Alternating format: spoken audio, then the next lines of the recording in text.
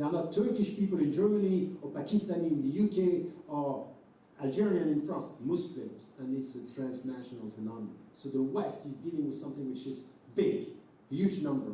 And what they are talking about in Europe now, it's becoming Arabia. Arabia means that the exponential increase of the Muslim presence is going to change Europe into something which is Islamic republics. And I think that this is something that, and this is why it's a bit different, because the scale is different, but the experiences, what you are saying, and what we have to do from within, there are many things that we have to exchange. The only problem, and this is also something that we cannot avoid, we need to stick to principles and with consistency, and when it comes to our life in Canada, not to mix up with everything which is coming, happening in the Middle East. So there is something which is, in what you are saying, is that our experiences, historical experiences, are quite the same, and there is nothing and will never be in Islam something which is acknowledging something or accepting something which could be close to anti-Semitism. It's impossible, and we have to say it.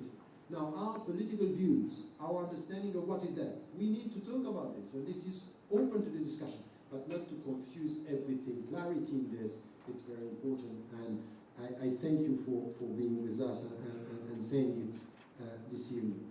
About the radicalization of the policies that we have in the West, and especially in Europe, there is,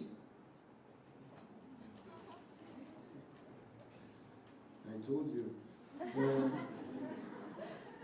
yes, there is an identity crisis, of course, but it's a cross-identity. There are cross-identity crises.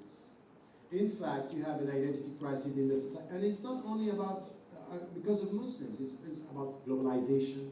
It's about the world the way it is. The nation state of yesterday is no longer the reference that we have. Migration, poverty, crisis, all this together, and the visibility is critical here. So I would say that what we have now is that you have politicians and parties that are using this, as I call it, emotional politics and populism. They want to win the next election. The only problem that we have now is that these parties are paving the road to a discourse, and this is why I'm saying the thing that I fear is not the rising of far-right parties, is the normalization of their discourse. What yesterday they were alone to say is now said by many other parties is traditional, because there is a gap between politicians and people.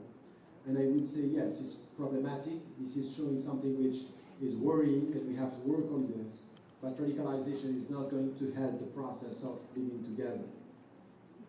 And this is where we have to be committed in the whole process.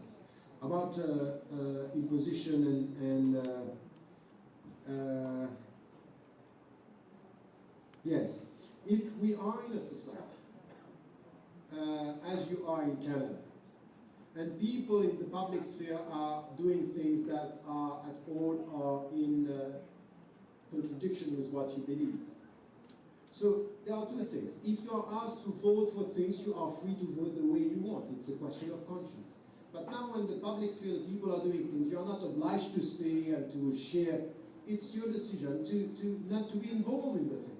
So there is a space where you may disagree, you may argue, and you are free to do it. And I think it's good to do it. Don't be shy of talking about things that are accepted and you think you have a problem with it. But the point is that in the public sphere, it's there. You are not obliged to support and you are not obliged to share.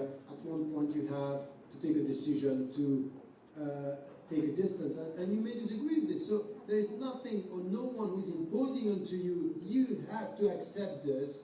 And if someone is telling you, you have to accept, say, no, I let the people be free to do whatever they want, but I don't feel good, I don't like it. This is my freedom, not to like it. And then it's really a question of education, to educate yourself and to know why you want to be and what you don't want to be. But because you don't like it, to impose onto the people not to do it, it's not to be a witness, it's not to do what you have to do, is to impose and to try to impose or to reject or to condemn. Because some of the Muslims, they have a discourse that are very problematic.